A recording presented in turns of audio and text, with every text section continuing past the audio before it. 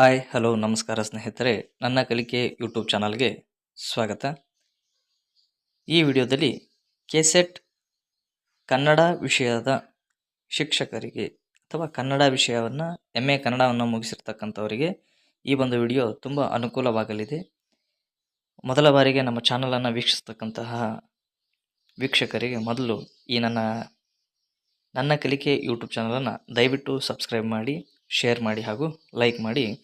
ಇದು KE ಅವರು ನಡೆಸಿರ್ತಕ್ಕಂತಹ PU ಉಪನ್ಯಾಸಕರ ಪರೀಕ್ಷೆ ಪೇಪರ್ 1 ಅಂದರೆ 2018ರಲ್ಲಿ ಕನ್ನಡ ವಿಷಯಕ್ಕೇ ಪೇಪರ್ 1 ಪೇಪರ್ 2 ಅಂತೇಳಿ ಮೆನ್ಷನ್ ಮಾಡಿರ್ತಾರೆ. ಆ ಪತ್ರಿಕೆಯಿಂದ ಸ್ವಲ್ಪ ಹೈಲೈಟ್ ಆಗಿ ಏನಾದರೂ ವಿಷಯಗಳು ಬರ್ಬೋದು ಅನ್ನೋ ಉದ್ದೇಶದಿಂದ ಈ ಪತ್ರಿಕೆಯ ಮಲ್ಟಿಪಲ್ ಚಾಯ್ಸ್ ಉತ್ತರಗಳನ್ನು ನಾನು ನೀಡ್ತಾ ಇದ್ದೇನೆ. ಒಂದನೇ ಪ್ರಶ್ನೆ ಇದೆ, ಬೆತ್ತಲ ಪೂಜೆ ಯಾಕೆ ಕೇಳದು ಎಂಬ ವಿಮರ್ಶಾತ್ಮಕ ಕೃತಿ ಇವರದು ಅಂತೇಳಿದೆ. ಇಲ್ಲಿ LS ಶೇಷಗಿರಿರಾವ್, ಕೀರ್ತಿನಾಥ್ ಕುರ್ತಕೋಟಿ, ಬಸವರಾಜ್ ಕಲ್ಗುಡಿ, UR ಅನಂತಮೂರ್ತಿ ಅಂತೇಳಿ ಇಲ್ಲಿ UR ಅನಂತಮೂರ್ತಿಯವರು ಸರಿಯಾದ ಉತ್ತರವಾಗಿದೆ. ನೆಕ್ಸ್ಟ್, ಕಪ್ಪು ಮಣ್ಣಿನ ಭೂಮಿ ಎಂಬುದರಿಂದ ಕನ್ನಡ ಶಬ್ದದ ಉತ್ಪತ್ತಿಯನ್ನು ವಿವರಿಸಿದವರು ಯಾರಪ್ಪ ಅಂತಂದರೆ ರಾಬರ್ಟ್ ಎ ಕಾರ್ಡ್ವೆಲ್ ಅಂತೇಳಿ. ನಂತರ ಹಳವನಕಟ್ಟೆ ಗಿರಿಯಮ್ಮ ರಚಿಸಿದ ಕೃತಿ ಯಾವುದಪ್ಪ ಅಂದರೆ ಚಂದ್ರಹಾಸ. ಕರ್ನಾಟಕ ವಿದ್ಯಾವರ್ತಕ ಸಂಘದ ಅಲ್ಲಿ ಕನ್ನಡ ಮಾತು ತಲೆ ಎತ್ತುವ ಬಗ್ಗೆ ಎಂಬ ಐತಿಹಾಸಿಕ ಭಾಷಣ ಮಾಡಿದವರು BM ಶ್ರೀಕಂಠಯ್ಯನವರು. ಕಾವ್ಯತತ್ವವನ್ನು ಕುರಿತು ಕಾವ್ಯ ಕುತೂಹಲ ಯಾರ ಕೃತಿ ಅಂತಂದರೆ ಇದು ಪೂತಿನ ಅಂತೇಳಿ.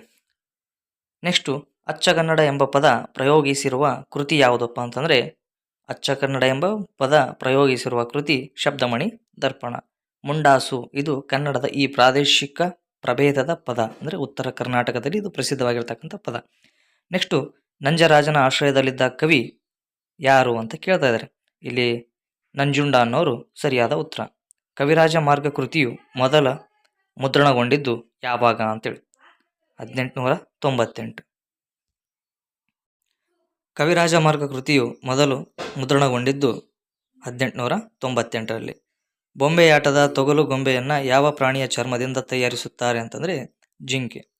ಕನ್ನಡದಲ್ಲಿ ಉಪಲಬ್ಧವಾದ ಅತಿ ಪ್ರಾಚೀನ ಹಸ್ತಪ್ರತಿ ಯಾವುದು? ಇದು ಒಂದು ಪ್ರಶ್ನೆ ನಿಮಗೋಸ್ಕರ. ಕಾಮೆಂಟ್ ಸೆಕ್ಷನ್ನಲ್ಲಿ ಆನ್ಸರ್ ಮಾಡಿ. ಅರ್ಥಾಂತರ ನ್ಯಾಸಪ್ರಿಯ ಎಂದು ಕರೆಯಲ್ಪಡುವುದು ಯಾರನ್ನ ಅಂತಂದರೆ ನಾಗಚಂದ್ರನನ್ನು. ಮಾಗಿಯ ಕೋಗಿಲೆ ಬಾಯಿಡುವಂತೆ ಕಳ್ಳಂಗೆ ಬೆಳದಿಂಗಳ ಸೊಗಸದು ಈ ಸಾಲು ಯಾವ ಕೃತಿಯಲ್ಲಿದೆ ಅಂದರೆ ಧರ್ಮಾಮೃತ ಕೃತಿಯಲ್ಲಿ. ರಳ ಕುಳ ಕ್ಷಳಗಳನ್ನು ಹೋಗಲಾಡಿಸಿದ ಕವಿ ಯಾರು? ಇದು ಹರಿಹರ ಸರಿಯಾದ ಉತ್ತರ. ಭರತನ ರಸಸೂತ್ರದ ವ್ಯಾಖ್ಯಾನಕಾರರಾದ ವಾದಗಳನ್ನು ಹೊಂದಿಸಿ ಬರೆಯಿರಿ ಅಂತ ಹೇಳಿದ್ದಾನೆ. ಇಲ್ಲಿ ವ್ಯಾಖ್ಯಾನಕಾರರು A ಪಟ್ಟಿಯಲ್ಲಿ ಕೊಟ್ಟಿದ್ದಾರೆ, ಅವರ ವಾದಗಳನ್ನು B ಪಟ್ಟಿಯಲ್ಲಿ ಕೊಟ್ಟಿದ್ದಾರೆ. A ಭಟ್ಟ ಲೋಲಟ, ಅದಕ್ಕೆ ಸರಿಯಾದ ಉತ್ತರ ಉತ್ಪತ್ತಿವಾದ ಅಂತೇಳಿ. ಶ್ರೀಶಂಕುಕ, ಇದಕ್ಕೆ ಸರಿಯಾದ ಉತ್ತರ ಅನುಮಿತವಾದ. ಭಟ್ಟನಾಯಕ ಸಾಧಾರಣೀಕರಣವಾದ. ಅಭಿನವ ಗುಪ್ತ ಅಭಿವ್ಯಕ್ತಿವಾದ ಅನ್ನೋದು ಇದು ಸರಿಯಾದ ಉತ್ತರ ಆಗಿರುತ್ತೆ.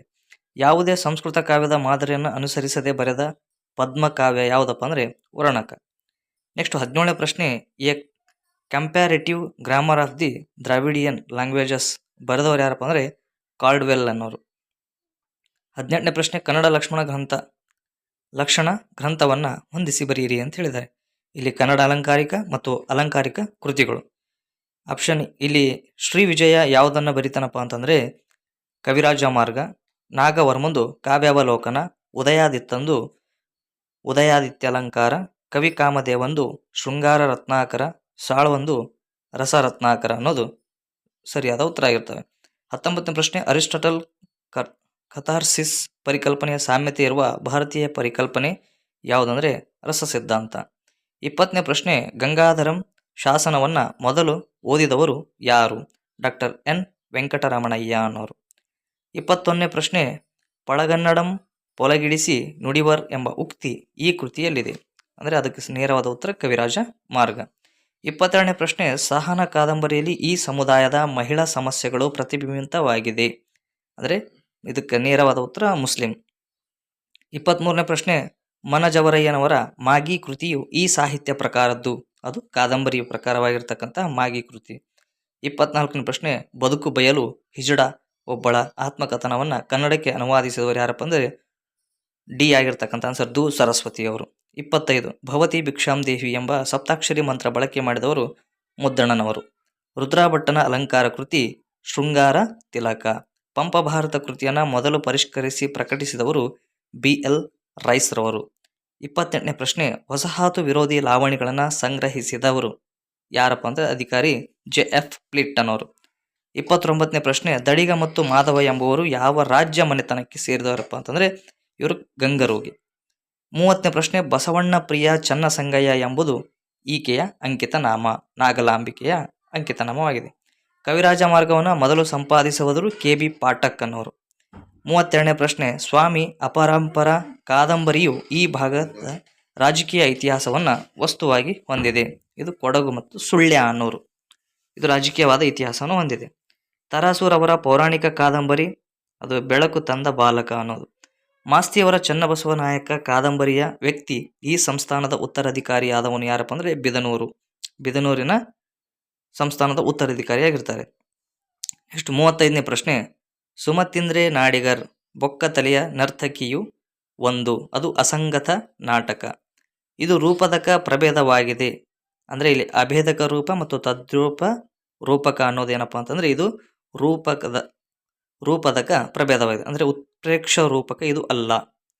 ನೃಪತುಂಗನ ಬಿರುದುಗಳಲ್ಲೊಂದು ಅತಿಶಯ ಧವಳ ಅನ್ನೋದು ನೇರವಾದ ಉತ್ತರ. ನೆಕ್ಸ್ಟ್ 38ನೇ ಪ್ರಶ್ನೆ ಪಂಪನ ಪೂರ್ವಜರು ವೆಂಗಿ ಮಂಡಲಕ್ಕೆ ಸೇರಿದವರಾಗಿದ್ದರೂ ಅದು ಈ ಪ್ರದೇಶಕ್ಕೆ ಸೇರಿದಾಗಿತ್ತು. ಕೃಷ್ಣ ಎಂದ ಗೋದಾವರಿ ಮಧ್ಯದ ಪ್ರದೇಶ ಏನಪ್ಪ ಅಂದರೆ ಪಂಪನ ಪೂರ್ವಜರು ಸೇರಿದವರಾಗಿದ್ದರು. 39ನೇ ಪ್ರಶ್ನೆ ವ್ಯಾಸ ಮುನೀಂದ್ರ ರುದ್ರ ವಚನಾಮೃತ ವಾರ್ಧಿಯನಿಸುವೆಂ ಕವಿ ವ್ಯಾಸನೆಂಬ ಗರ್ವ ಮೆನಗಿಲ್ಲ. ಈ ಹೇಳಿಕೆ ವ್ಯಕ್ತಪಡಿಸುವವರು ಪಂಪನಿಗೆ ವ್ಯಾಸನಲ್ಲಿದ್ದ ವಿನಯ ಮತ್ತು ವಿಧೇಯತೆ. 40ನೇ ಪ್ರಶ್ನೆ ಪುರುದೇವನ ಮೊದಲ ಮತ್ತು ಕೊನೆಯ ಭವಾಳಿಯನ್ನು ಗುರುತಿಸಿ. ಜಯವರ್ಮ ಮತ್ತು ಅಹಮಿಂದ್ರ ಅದು ನೇರವಾದ ಉತ್ತರವಾಗಿರುತ್ತೆ. 41ನೇ ಪ್ರಶ್ನೆ ಶರೀಫರ ಗೀತೆಗಳನ್ನು ಶಾಸ್ತ್ರೋಕ್ತವಾಗಿ ಪ್ರಕಟಿಸಿದವರು NS ಲಕ್ಷ್ಮೀನಾರಾಯಣ ಭಟ್ರವರು. 42ನೇ ಪ್ರಶ್ನೆ ವಿಷವೈದ್ಯಮವನ್ನು ವಿವರವಾಗಿ ನಿರೂಪಿಸುವ ಗ್ರಂಥ ಖಗೇಂದ್ರ ಮಣಿದರ್ಪಣ. 43ನೇ ಪ್ರಶ್ನೆ ಗೋರಕ್ಷ ಪ್ರಸಂಗವನ್ನು ಒಳಗೊಂಡ ಕೃತಿ ಯಾವುದು? ಪ್ರಭುಲಿಂಗ ಲೀಲೆ. ಮತ್ತು 44ನೇ ಪ್ರಶ್ನೆ ಕಾಡುತ್ತದೆ ಭೂತಕಾಲದ ಭ್ರೂಣಗೋಡಗಳು ಸಾಲು ಈ ಕವಿಯದು ಗೋಪಾಲಕೃಷ್ಣ. 45ನೇ ಪ್ರಶ್ನೆ ಬಯಲು ಸೀಮೆಯ ಜನಪದ ಗೀತೆಗಳು ಕೃತಿಯ ಸಂಪಾದಕ ಯಾರಪ್ಪ ಅಂತಂದರೆ D ಲಿಂಗಯ್ಯ ಅನ್ನೋರು. 46ನೇ ಪ್ರಶ್ನೆ ಪುರಾಣ ಎಂಬುದು ಪುಂಡರ ಗೋಷ್ಠಿ ಆಗಮಗಳು ಅನಳ್ತದ ನುಡಿ ಇದು ಯಾರ ವಚನದ ಸಾಲು ಅಂದರೆ ಮಡಿವಾಳ ಮಾಚಯ್ಯನವರು. 47ನೇ ಪ್ರಶ್ನೆ ಭಸ್ಮವ ಹೂಸಿ ಬತ್ತಲೆ ಇದ್ದರೇನು ಬ್ರಹ್ಮಚಾರಿಯೇ ಇದು ಯಾರ ವಚನದ ಸಾಲು ಅಂತಂದರೆ ಅಲ್ಲಮಪ್ರಭು. 48 ಇದು ನಿರಂಜರ ಕೃತಿ ಯಾವುದಪ್ಪ ಅಂತಂದರೆ ರಂಗಮ್ಮನ ವಠಾರ. 49ನೇ ಪ್ರಶ್ನೆ ದುರ್ಯೋಧನನನ್ನು ಸೆರೆಗಿಡಿದಿದ್ದ ಗಂಧರ್ವ ಯಾರು ಅಂದರೆ ಮಿತ್ರಾಮಗಧ. ನೆಕ್ಸ್ಟು ಈ ಒಂದು ವಿಡಿಯೋದ ಕೊನೆಯ ಪ್ರಶ್ನೆ 50 ಒಂದೇ ವಚನವನ್ನು ಬರೆದು ಪ್ರಸಿದ್ಧಳಾದ ವಚನಕಾರ್ತಿ ಯಾರಪ್ಪ ಅಂತಂದರೆ ಸೂಳೆ ಸಂಕವ್ವ ಅನ್ನೋರು. ಈ 50 ಅಂದರೆ 100 ಪ್ರಶ್ನೆಗಳಲ್ಲಿ 50 ಪ್ರಶ್ನೆಯನ್ನು ಈ ವಿಡಿಯೋದ ಮುಖಾಂತರ ನಾನು ತಿಳಿಸ್ತಾ ಇದ್ದೇನೆ. ಈ ವಿಡಿಯೋ ನಿಮಗೆ ಇಷ್ಟವಾಗಿದ್ದರೆ ದಯವಿಟ್ಟು ಲೈಕ್ ಆ್ಯಂಡ್ ಶೇರ್, ಅದರ ಜೊತೆಗೆ ಸಬ್ಸ್ಕ್ರೈಬ್ ಮಾಡಿ. ಮುಂದಿನ 50 ವಿಡಿಯೋಗಳನ್ನು ನೆಕ್ಸ್ಟ್ ವಿಡಿಯೋದಲ್ಲಿ ನಾನು ಶೇರ್ ಮಾಡ್ತೀನಿ. ಧನ್ಯವಾದಗಳು.